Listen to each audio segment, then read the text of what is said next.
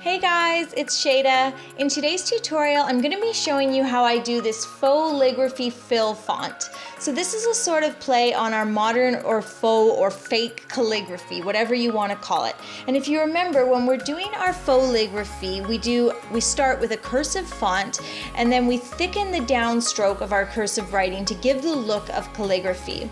So in this Fauxlligraphy fill font, what we're going to do is we're going to start with a written word in cursive, thicken the downstrokes as we always do, and then we're going to go over it in pen, leaving those widened downstrokes blank so that you can fill them in with whatever you like. And you can use hatching to do the fill work, you can use stippling, you can get some art markers or brush pens and do some colorful work, you could do some designs with your artist pens. It's totally up to you. This is a really versatile hand lettering style, and I think with this we're really building on the skill sets that I think we've been developing with other hand lettering videos. So I think you guys will really enjoy this one. I'm gonna leave this piece that you see me working on here and push it aside for a moment, and we're gonna go through a piece from start to finish together. All right, so let's get started. Okay, so I've got the word letters written in pencil here, and I'm just taking my mechanical pencil and I'm darkening it a little bit so that you guys can see it. I'm sorry this screen is a little bit bright, so I apologize for that. So now what I'm going to do is I'm still working in pencil. I'm going to take my pencil, I'm going to go back in and I'm going to thicken the downstroke of each letter. So when we're doing our Fauxlligraphy, we always thicken anywhere where the pen is pulling down or towards our body. That's what we're thickening up. So now that you've done that all in pencil, now it's easy to take your pen and go over that and leave those thickened or widened areas completely blank. So you can see here how I'm just sort of skipping over that, making sure that my lines don't cross through the widened area so that it's completely open and blank and nice for filling in and doing some decorative work later.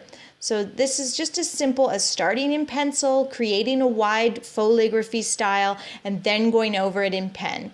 And then of course you're just going to take an eraser before you go any further, get rid of all that initial pencil work, and now it's totally up to you. What do you want to do? So here I've got my Pigma Micron pen. I've got the O2 because I want to do some stippling. So I want one of the smaller nibs that I have available to me. And I have a tutorial all about stippling. So if you want more info, I'll put that in the description below. But what you see me doing here is just sort of filling in the bottom of the letter very dark. I'm scribbling a little and then I'm starting to do my true dots. So I'm scribbling just to get that really dark black, and then I go in and I do all the dot work. I'll speed this up because it's pretty slow moving to watch in real time, but what I'm doing is to create the look of dark to light. I'm just doing a concentration of dots at the bottom of the letter, and then I let them get sort of farther apart and less concentrated as I go up the length of that letter. Now you could do this in the reverse or in the opposite. You could go from dark to light. It's totally up to you. You can play around and just have fun with it. In the second letter here, I'm going to do some hatching.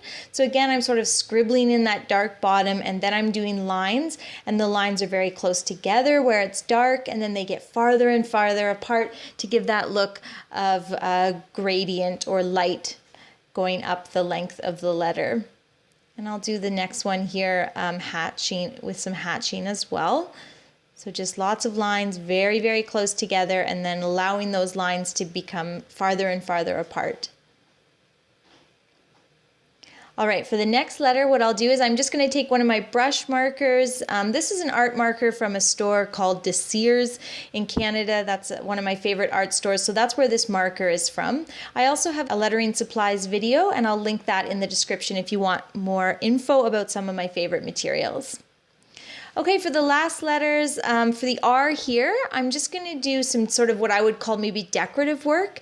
So I'm just shading in the very left-hand side of the blank area, and I'm going to just do sort of a double line, a thick line and a thin line. And that sort of gives you, I think, some ideas. You could do dots, or you could do lines, you could do any sort of pattern that you can imagine you could put in the blank space.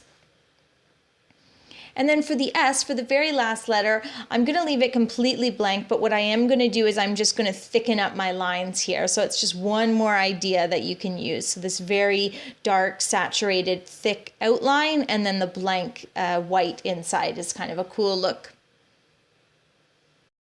And then I'll even go back in and I'll add a shadow to that. So for this, I'm using that Pigma Micron 01, very small nib, and I'm just able to add a little shadow there.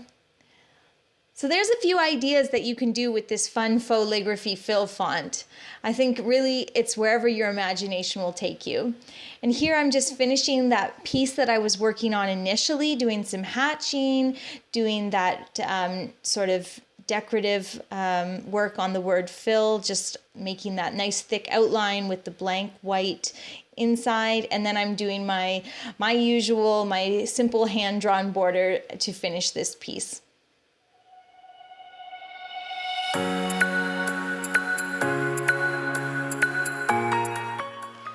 Well, thank you so much for watching today, guys. If you enjoyed the video, please hit that subscribe button, hit the like button, share these videos with your friends, and I will see you later in the week with another tutorial.